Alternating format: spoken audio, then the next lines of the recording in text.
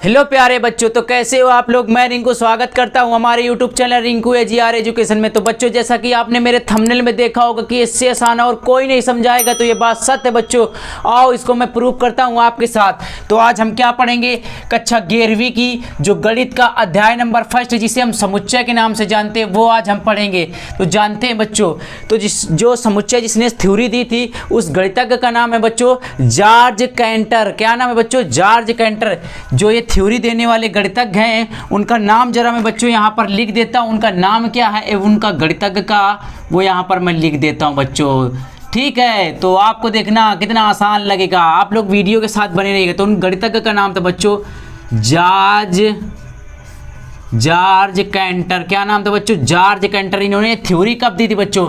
तो 1845 से 1918 के बीच में इन्होंने ये थ्योरी दी थी। और इनके दिमाग में थ्योरी आई कैसे, जरा इनके बारे में जानते हैं। सुनो जरा कैसे। तो ये एक बार क्या थी, एक बार ये घूमने गए थे कहाँ, बगीचे में। तो इन्होंने एक बार तूफान आया था तो बहुत सारे अमरूद इनके बगीचे में होंगे भाई। तो अमरूद का बहुत सारा ढेर देखा इन्होंने। तो इन्होंने सोचा ये ढेर को क्या बोलेंगे।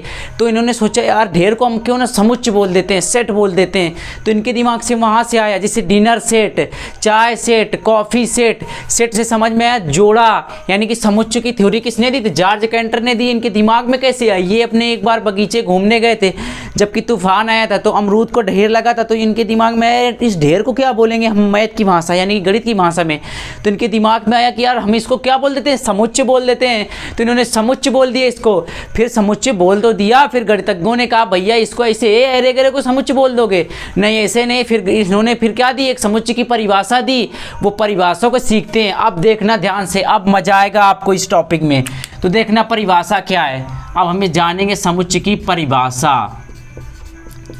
परिभाषा क्या है बच्चों, देखना परिभाषा क्या है। आप बिल्कुल कहोगे सर इतना आसान तो पूरे YouTube में हमको कहीं नहीं मिला। देखना कैसे। तो देखो समुच्चय की परिभाषा क्या है, मैं ज़रा लिख देता हूँ, एक बार आपको लगेगा कि हाँ है। देखो लिखता हूँ मैं, एक बार सुनिएगा ज़रा। अच्छा मैं बोलता हूँ, देखना क्या है समुच्चय की परिभाषा। तो भिन्न भिन्न वस्तुओं के सुपरिभाषित संग्रह को समुच्चय कहते हैं प्यारे बच्चों। भिन्न भिन्न वस्तुओं के सुपरिभाषित संग्रह को समुच्चय कहते हैं। क्या कहते हैं? समुच्चय कहते हैं। भिन्न भिन्न भिन्न भिन्न वस्तुओं के सुपरिभाषित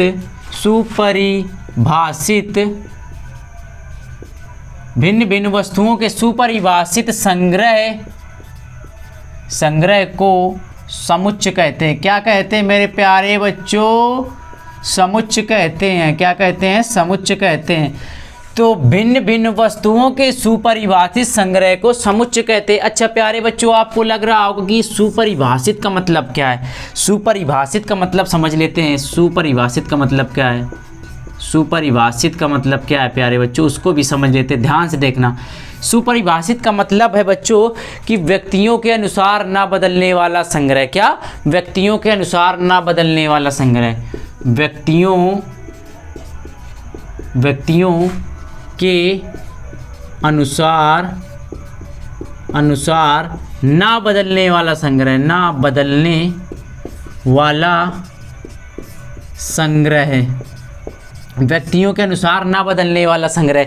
देखना परिभाषा का है, भिन्न भिन्न वस्तुओं के सुपरिभाषित संग्रह को समुच्चय कहते हैं। सुपरिभाषित का मतलब क्या बच्चों? अच्छे से परिभाषित, यानी कि व्यक्तियों के अनुसार ना बदलने वाला संग्रह। अब आपको समझ में आएगा। जरा मैं एग्जाम्पल ले लेता हूँ बच्चों। क्या? उदाहरण से आपको एकदम से क्लियरिटी आ जाएगी, क्लियर हो जाएगा। देखना बच्चों, मैं जैसे मैं लिख दूँ बच्चों, क्या लिख दूँ कि आपके पसंदीदा क्रिकेटर का संग्रह। आपके पसंदीदा क्रिकेटर का संग्रह। अच्छा बताइए बच्चों, तो किसी के लिए एम एस धोनी पसंदीदा क्रिकेटर है, मेरे लिए एम एस धोनी है, किसी के लिए विराट कोहली है, किसी के लिए रोहित शर्मा है। यानी कि व्यक्ति अलग अलग बता रहे हैं, यानी कि व्यक्तियों का संग्रह अलग अलग बता रहा है। लेकिन सुपरिभाषित का मतलब क्या है? जो सुपरिभाषित होगा वो क्या होगा बच्चों? समुच्चय होगा, व्यक्तियों के अनुसार ना बदलने वाला संग्रह। यानी कि इसमें तो व्यक्ति बदल रहे हैं। देखो भाई, किसी के लिए रोहित शर्मा हो सकते हैं, किसी के लिए क्या हो सकते हैं? रोहित शर्मा हो सकता है, और किसी के लिए क्या हो सकता है? विराट कोहली हो सकता है। ठीक है बच्चों, सबके लिए अलग अलग है ना। आपके लिए भाई धोनी हो सकता है, क्या हो सकता है? धोनी हो सकता है बच्चों। तो सबके लिए अलग अलग है ना। तो ये क्या है? सुपरिभाषित है क्या? सुपरिभाषित नहीं है। अगर सुपरिभाषित नहीं है तो प्यारे बच्चों क्या है? समुच्चय नहीं है। तो क्या लिखेंगे? सुपरिभाषित नहीं है। कैसा है? सुपरिभाषित नहीं है भाई, सुपरिभाषित नहीं है। क्या लिख देते हैं? सुपरिभाषित नहीं। अच्छा, मैं दूसरा एग्जाम्पल लेता हूं बच्चों। दूसरा एग्जाम्पल क्या लेंगे हम बच्चों? अंग्रेजी वर्णमाला। वर्ण बच्चों ध्यान से देखना, अंग्रेजी वर्णमाला के स्वरों का संग्रह। अंग्रेजी वर्णमाला के स्वरों का संग्रह।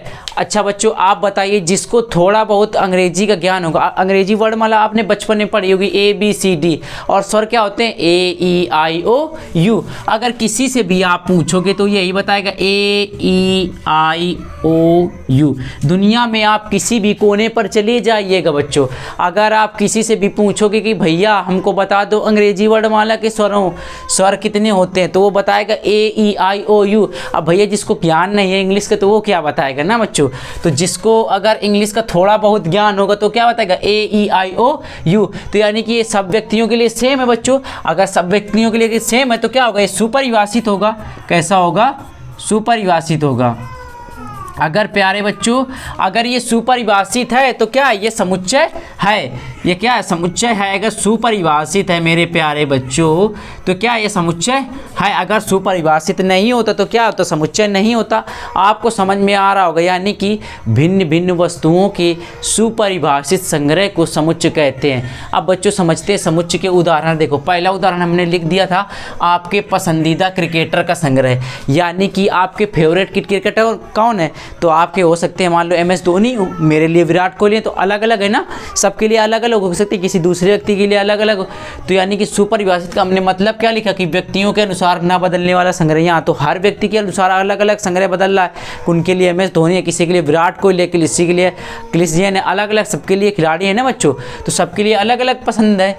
तो यानी कि अगर सुपरिभाषित नहीं, अगर सुपरिभाषित नहीं तो समुच्चय नहीं बच्चों।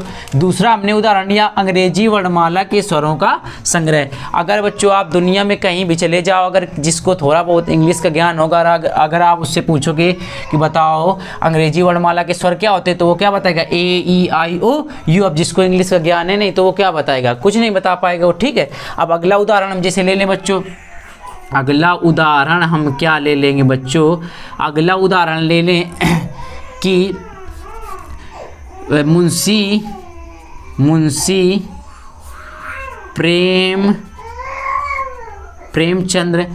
प्रेमचंद्र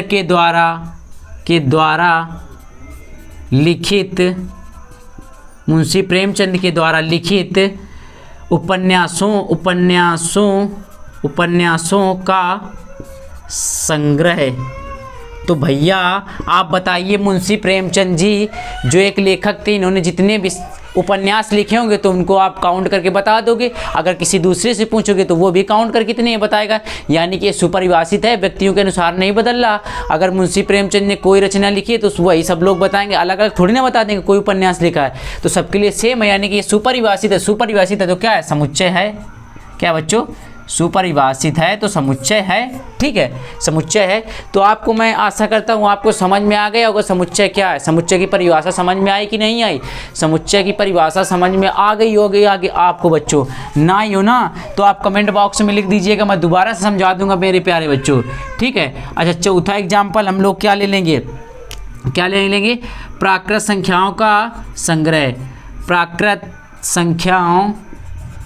संख्याओं का संग्रह। अच्छा बताइए प्राकृत संख्याएं क्या होती हैं बच्चों। प्राकृत संख्याएं बिल्कुल सिंपल है। प्राकृत संख्या 1 से प्रारंभ होती है और dot dot dot dot infinite तक जाती है। अगर बच्चों मैंने पूछा प्राकृत संख्याओं का संग्रह, तो किसी से भी पूछोगे तो वो यही बताएगा 1 2 3 4 5 6 डॉट डॉट डॉट डॉट अनंत तक, यही तो बताएगा। यानी कि व्यक्तियों के अनुसार बदल तो नहीं रहा संग्रह, नहीं बदल रहा प्यारे बच्चों। अगर नहीं बदल रहा तो ये सुपरिभाषित है। कैसा है? सुपरिभाषित है। अगर सुपरिभाषित है प्यारे बच्चों, सुपरिभाषित है अगर, तो आप खुद बता सकते हो ये कैसा है, ये समुच्चय है। अगर सुपरिभाषित है तो समुच्चय है। अगर सुपरिभाषित ना होता तो हम कह देते भैया ये समुच्चय नहीं है। ये सुपरिभाषित है तो समुच्चय है भाई मेरे प्यारे बच्चों। ठीक है, तो आपको ये क्लियर हो गया होगा। अगर ये क्लियर हो गया हो तो इसको जरा हटा देते हैं और अगला टॉपिक स्टार्ट करते हैं बच्चों।